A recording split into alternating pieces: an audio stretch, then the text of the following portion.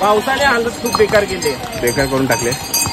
पण एक काय हे असे घोडे येतात आणि दिमागतात टिंबटिंब करतात. फायनली पोचलोय आम्ही केदारनाथला. खूप भारी वाटतंय. बॅक साईडलाच केदारनाथचं ह्याला बोलता पण येत नाही की कसं पण करून मला केदार बाबाचं दर्शन घ्यायचं होतं. आपण असं खूप भारी वाटतंय. आणि एक गोष्ट नक्की आहे की केदार बाबाचं बोलावणं असतं ना, कसं पण करून घेऊन येतो.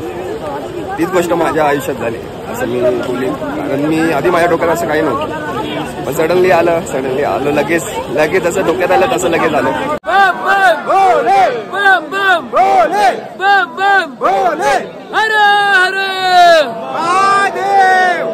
किती भारी होते. एवढं म्हणजे बोलतात ना, नशिबाने साथ दिली. झोपलेलो आम्ही ऍक्च्युली. आमचा ट्रेक लीडर बोलतो जाम शिवाय घातल्या त्याने, आत्ताच्या आत्ता जावं करून आम्ही बिना चपली जावलोय बाय. दाखव.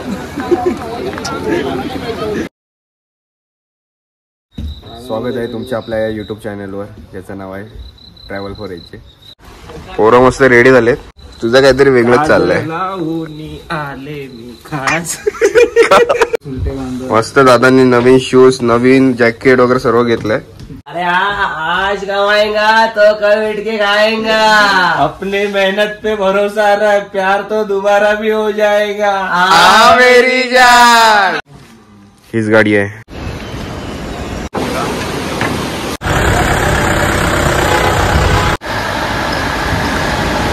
आता मी पोहोचलोय घोडापाडवाला. तर इथूनच आम्ही ट्रॅकला सुरुवात करणार आहोत. 2-3 किलोमीटरचा ट्रॅक कम्प्लीट झालाय.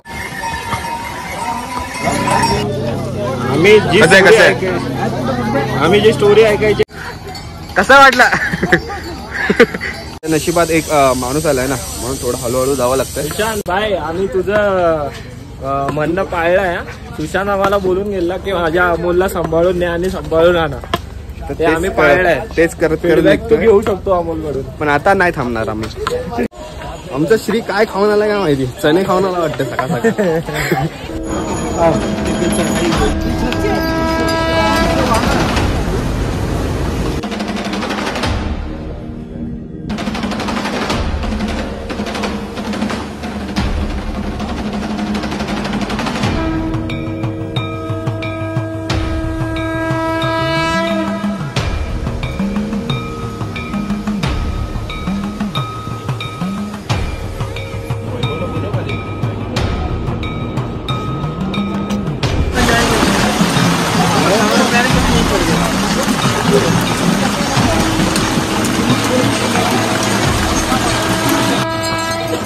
खूप बेकार, पावसाने हालत खूप बेकार केली, बेकार करून टाकले. पण एक काय हे असे घोडे येतात आणि दिमागतात टिंबटिंब करतात. आणि तुम्हाला माहिती आहे आमच्या लाईफ मध्ये हरणं लिहिलेच नाही, हरणं जंगलात आहेत. पण काय नाही, यावरून एक समजतं की केदारनाथ बाबांचं दर्शन एवढं इझिली होऊ नाही शकत. हे अशा डिफिकल्टीज येणार आणि तुम्हाला त्या फेस करायच्याच आहेत.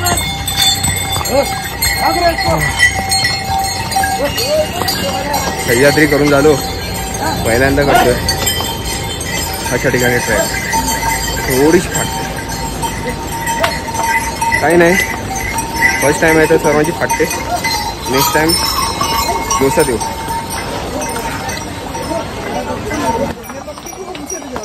हवा टाईट थोडीशी झाली आहे. असं बोलू नाही शकत की हा आम्ही करून गेलं, आम्ही केलं, असं नाही बोलता येणार.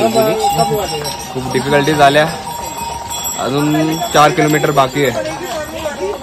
थोडा तू वाफा पण येते. आमचा हा शेर्पा थोडासा म्हणजे लोकांना घेऊन आला. शॉपिंग करत बसला मेन म्हणजे. काही नाही,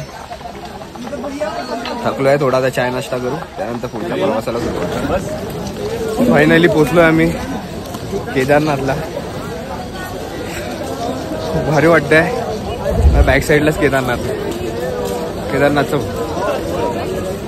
ह्याला बोलता पण येत नाही.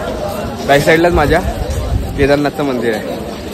तर आता थोडं फ्रेश होऊन नंतर मग आम्ही जाऊ कसं वाटतं श्री? आयुष्यातला लक्षात राहिला भाई. सो मैंने हसल बीच. मजा आली पण. मजा आली. आता थोडस आता फ्रेश होऊ. खूप दमलो आहे.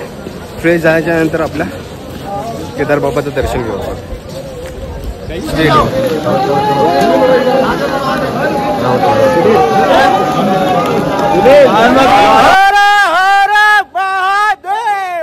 आज होता अट्टहास की कसं पण करून मला केदार बाबाचं दर्शन घ्यायचं. आतून असं खूप भारी वाटतंय. सर्व ट्रॅक करून एवढं सर्व एवढं 12-13 तास काही लोकांनी ट्रॅक करून आला आणि दर्शन भेटल्यावर जी आतून जे भारी वाटतं ना ते मी शब्द नाही सांगू शकत आता. एवढ्या थंडीत बोलता पण येत नाही. पण इकडची वाईब आहे. नक्कीच या केदारनाथला. आणि एक गोष्ट नक्की आहे की केदार बाबाचं बोलावणं असतं ना कसं पण करून घेऊन येतो. तीच गोष्ट माझ्या आयुष्यात झाली असं मी बोलीन. कारण मी आधी माझ्या डोक्यात असं काही नव्हतं. पण सडनली आलं लगेच असं डोक्यात आलं तसं लगेच आलं.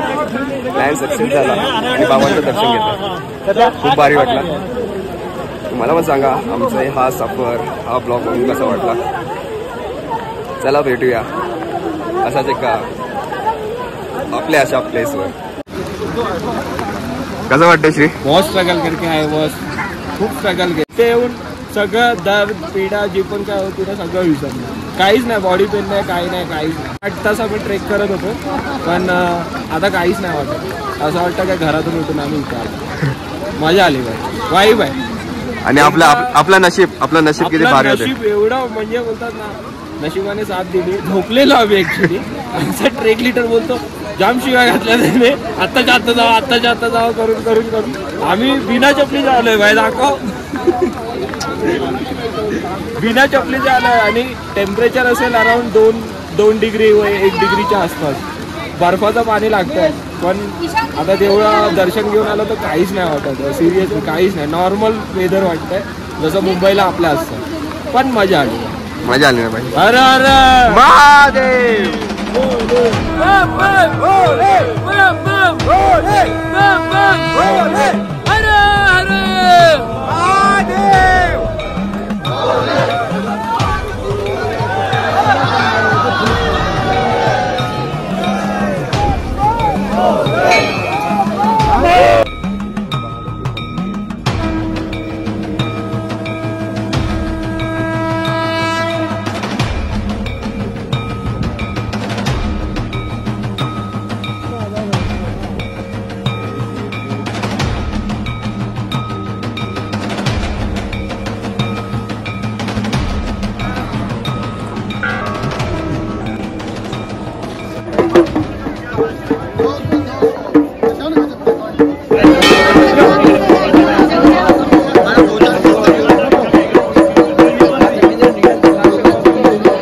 आलो आम्ही मंदिर एक्सप्लोर करायला.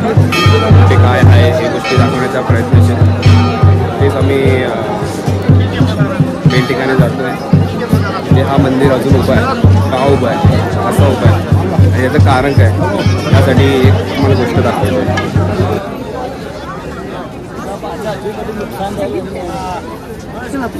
हाच तो दगड आहे. जेव्हा 2013चा प्रलय आलेला तेव्हा या दगडानेच या मंदिराला वाचवलं होतं.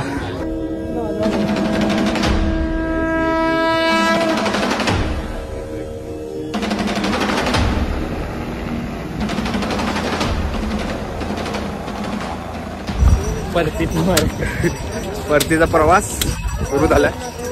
मस्त 2दा दर्शन झालंय केदार बाबाचं आणि खूप जवळून दर्शन झालंय. तर आता नेक्स्ट आपला प्लॅन असणार आहे 12 ज्योतिर्लिंग करायचा. तर पुढे तुम्हाला माझ्या ह्या ब्लॉगमध्ये 12 ज्योतिर्लिंग बघायला भेटतील. त्यासोबत आपला श्री असेलच. जसा टाइम भेटेल तसा तो ऍड होईल. आणि आपला भाई अमोल पण असणार. आम्ही 3 आता कम्प्लीट करणार 12 ज्योतिर्लिंग. काय कम्प्लीट करणार? 12 ज्योतिर्लिंग.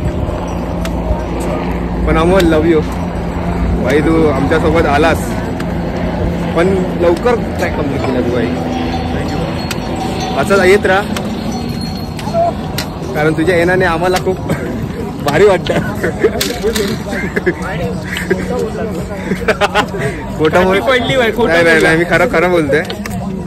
अमोलला असा ट्रॅक करताना बघितलं ना मी, खूप भारी वाटलं. आला कसा वाजता आला तो.